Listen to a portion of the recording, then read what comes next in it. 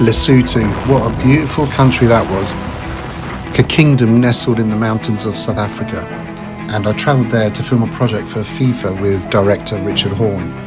After we'd finished filming, we took a few days off before travelling home, and we decided to go and visit the Western Highlands.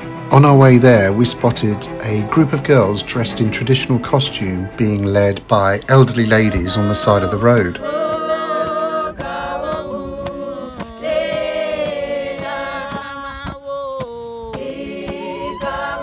What we had stumbled across was a local ceremony called Lebollo la Basadi, which is a female initiation rite of the local tribe.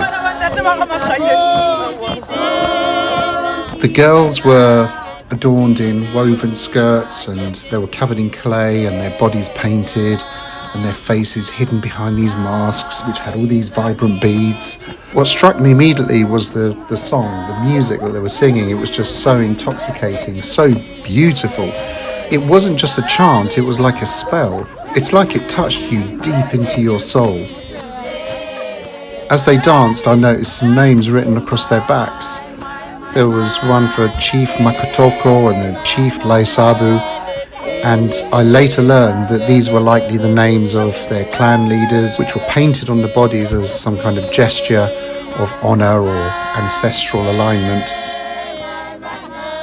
I took countless photos of the girls dancing, portraits. Actually, when I got home and I looked through them, I liked the portraits, they were okay, but there was something about the girls dancing that just didn't sit right with me. And it wasn't until probably a year later, during COVID, when I had obviously a lot of time to go through my archive of pictures, that's when it struck me. There was something missing. They didn't carry that rhythm.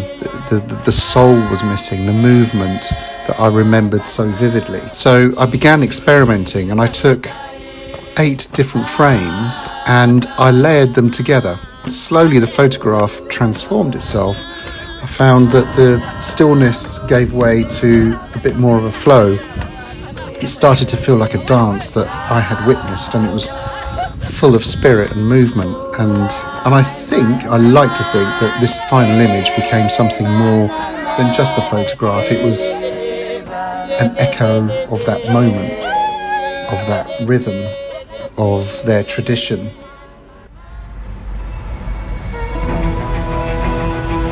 We drove up into the village of Lebollo. We've picked up a little hitchhiker on the way. Say hello. It was the best decision to take a few days off after that hectic week of filming. Like, having the chance to slow down and soak in the beauty of this country was just pure bliss. And we stayed at a really peaceful, beautifully run lodge tucked away in the mountains. Even in a place like this, my sleep patterns are hopeless.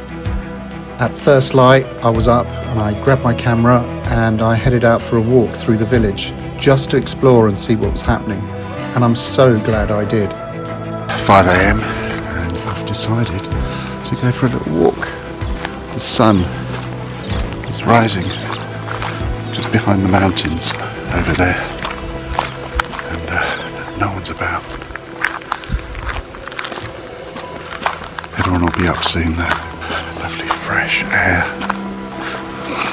and the smell of cow manure. One of the first people I met was Jonah, and she was carrying water to the market in a battered old wheelbarrow, something she does every morning, and I asked if I could actually give it a go. I barely made it 20 meters before I gave up. The strength of this woman was incredible. And then I came across a father and son working their field. He had this incredible face, especially in that morning light. As the sun rose, it was like everyone started coming out of the woodwork. People going to school, shepherds moving their animals, people heading to work. Over the last 10 days, we had driven quite a lot, and one thing I noticed over the country was herders wear the most amazing hats. All shapes, all colours, all styles. The more outrageous, the better. And that's when I spotted this cowherder who was wearing a shiny silver hat, and I asked him if I could take his portrait. I took a few quick shots, and later when I got home I actually entered one into the British Journal of Photography's Portrait of Humanity Awards.